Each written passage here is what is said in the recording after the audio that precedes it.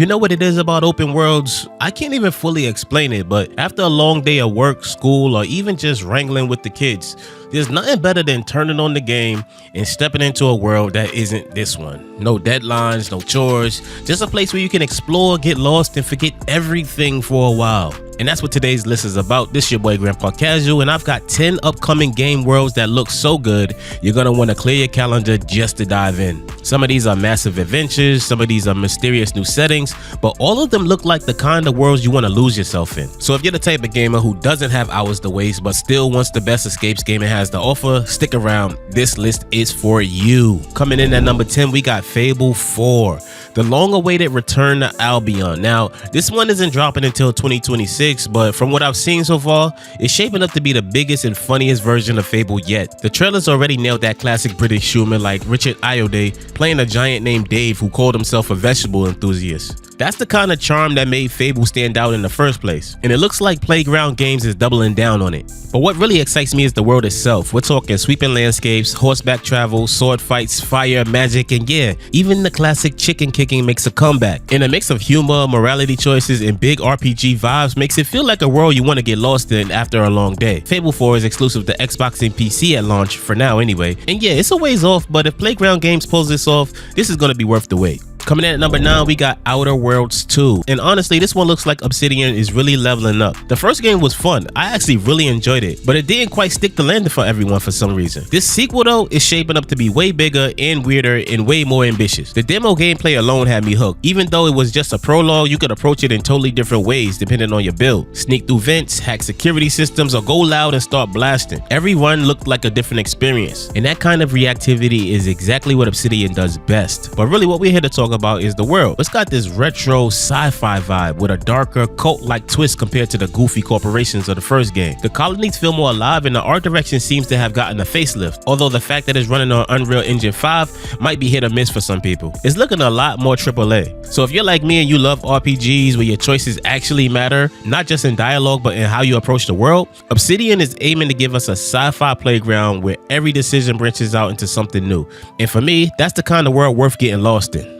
And at number 8, we've got SoulFrame, Digital Extreme's follow-up to Warframe, but this time they're trading space ninjas for a mystical fantasy world. Now this setting here is Meredith, a land caught in a clash between nature and corruption. On one side you got wild forests, divine creatures, and ancient ruins. On the other, the oppressive kingdom of old and its twisted creations. You step into this world as an exile, now fighting alongside magical omen beasts to restore balance. And from my early access play, what really makes Meredith special is the tone and its mystery. Instead of dumping all the lore in your lap, the game feeds you fragments through items, ruins, and exploration. Every strange landmark or crumbling castle feels like it has a story to tell you if you're willing to piece it together. It's not just surface level fantasy. There's a blend of tribal, spiritual, and even slightly sci-fi vibes that make the world feel unlike anything else. So exploring villages, wandering forests, and diving into procedurally generated dungeons gives Meredith that one more step feeling, the kind of world you want to lose yourself in when real life gets overwhelming. So if Warframe was all about speed and spectacle, SoulFrame feels slower, heavier, and way more atmospheric. It's a world that wants you to stop, look around, and discover its secrets, and I'm definitely open to that. Coming in at number 7, we got Lego Batman, Legacy of the Dark Knight. And honestly, who would have thought that Lego, of all companies, would be the one to give us the Batman game fans actually wanted? So instead of diluting things with the entire DC roster, this one goes back to basics. A darker, moodier city packed with iconic moments pulled straight from across his 80+ year history. We're talking training montages from Batman Begins, the upside down car crash shot from the Batman, and plenty of nods longtime fans will recognize. But what makes this world exciting is how it blends Lego's charm with Gotham's grit. You still got that playful energy, but layered over it are the shadows, the atmosphere, and the sense that this is Batman's city. After years of fans asking for an Arkham-style return and instead getting Gotham Knights and Suicide Squad, Lego is stepping up to fill the void in a way nobody expected. They even reintegrated the Arkham-style combat, not to mention sneaking under grates, countering thugs, navigating the city's dark corners. It's a world that's instantly familiar yet completely fresh because it's wrapped in Lego's unique style. And honestly, sometimes the best worlds aren't the biggest ones. They're the ones that really know what fans want, and right now, Gotham feels like it's in good hands with Lego. Coming in at number 6, we got Borderlands 4. Now, Gearbox isn't reinventing the wheel here.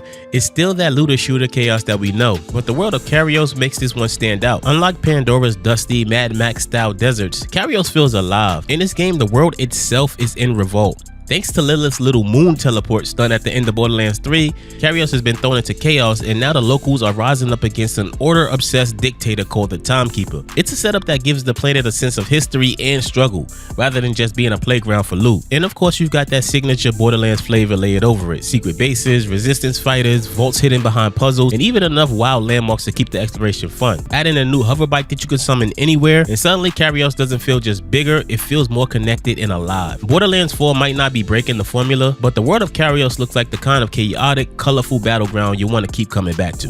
And at number 5, we got Phantom Blade Zero. When it first showed up, everyone thought it was just another Souls-like, but it's actually carving its own path, blending dark martial arts fantasy with stylish high-speed combat. In a world here, feels like a mix between ancient China and a dark fairy tale nightmare. You've got mysterious warriors, cursed landscapes, and duels that feel straight out of a wuxia film. Instead of trudging through another ruined castle or swamp, this is a place where every fight feels like it's part of a living legend. But what makes the setting pop is how it combines elegance and brutality. One minute you're going through shadowy villages, the next you're locked in an intense battle duel with a towering warrior wielding chain weapons. It's grim, but it's also gorgeous, like stepping into a martial arts painting that just happens to want you dead. And unlike many games in this genre, Phantom Blade Zero gives this world a faster rhythm. With parries, weapon swaps, and flowing combos, the environments feel less like backdrops and more like stages built for cinematic showdowns. It's stylish, it's dangerous, and drenched in atmosphere. A world that begs you to keep pressing forward just to see what's waiting around the corner. And I am so looking forward to diving in. At number 4, we got Where Winds Meet. And this might be one of the most breathtaking open worlds I've ever seen.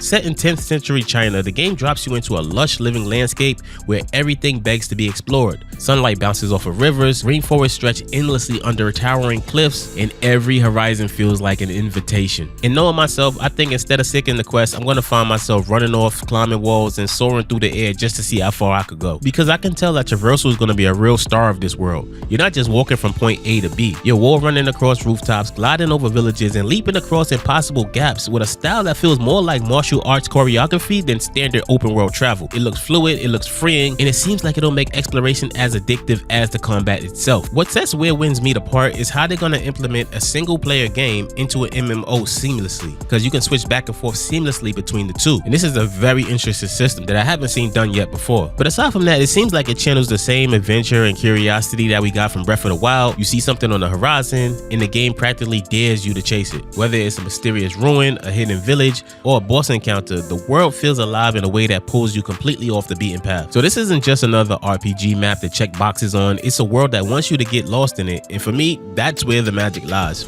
And at number 3, we've got Crimson Desert, and this is one of the most ambitious RPG worlds on the horizon. The game drops you into Pywell, a war-torn continent where massive armies clash across sprawling battlefields. This isn't just a few skirmishes in the field, we're talking hundreds of NPCs, artillery raining down, castles under siege, and battles that feel like they're ripped straight out of Game of Thrones or The Witcher, but cranked up to 11. The gameplay that I've seen so far really sets the tone. You literally skydive off of a floating island into the chaos below. That kind of cinematic scale defines the world. Everything seems to feel larger than life, and yet between the destruction, you'll find richly detailed towns, natural landscapes, and weather effects that make Pywell feel like a real living place. It seems like Pearl Abyss is aiming to create a world that's as stunning as it is overwhelming.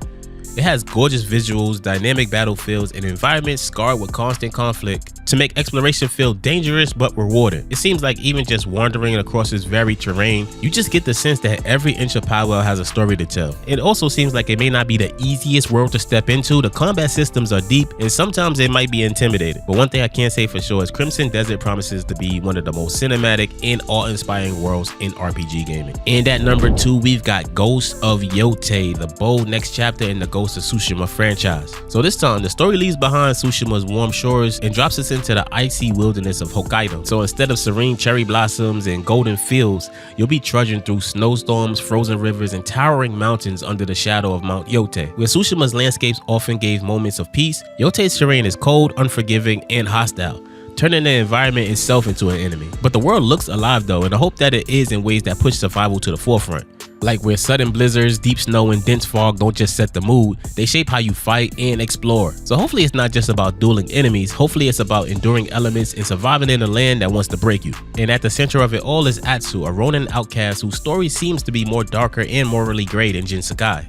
And it's crazy because her journey through this brutal landscape seems to mirror the world itself. Harsh, isolated, but also full of raw beauty. Hokkaido isn't just the backdrop in Ghost of Yotei, it's the heart of the story, a world that demands respect and punishes weakness. And that shift makes it one of the most captivating upcoming worlds in gaming. And at number 1, we've got the big boy, Grand Theft Auto 6. Listen, it's been 13 years in the making, and from everything we've seen so far, Rockstar isn't just building another open world, they're building the next most detailed, lifelike, and overwhelming sandbox ever created. Vice City is back, baby, but this just isn't a nostalgic callback, it's a modern reimagining where every street, every storefront, every crack in the sidewalk feels handcrafted to pull you in. I cannot wait. And I think the smallest details make the biggest impact, and I think they learned that through Red Dead Redemption 2. But for me, what makes GTA 6's world so exciting isn't just the realism, it's the scale. Rockstar is promising a Vice City that's not just big, but alive. From swampy backwaters and crowded highways to bustling nightclubs and rundown neighborhoods, the entire state feels like it's a place where anything can happen. This is the kind of game world that casual gamers and hardcore fans alike can sink hours into.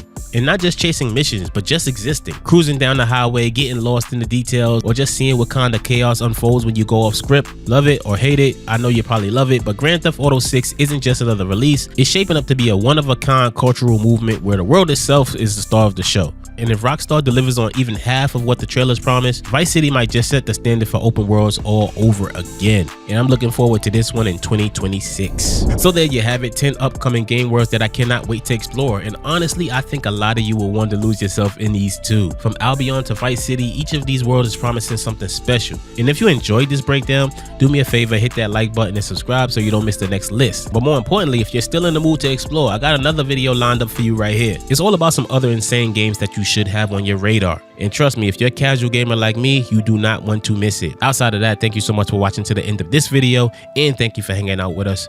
We'll catch you in the next one. Later.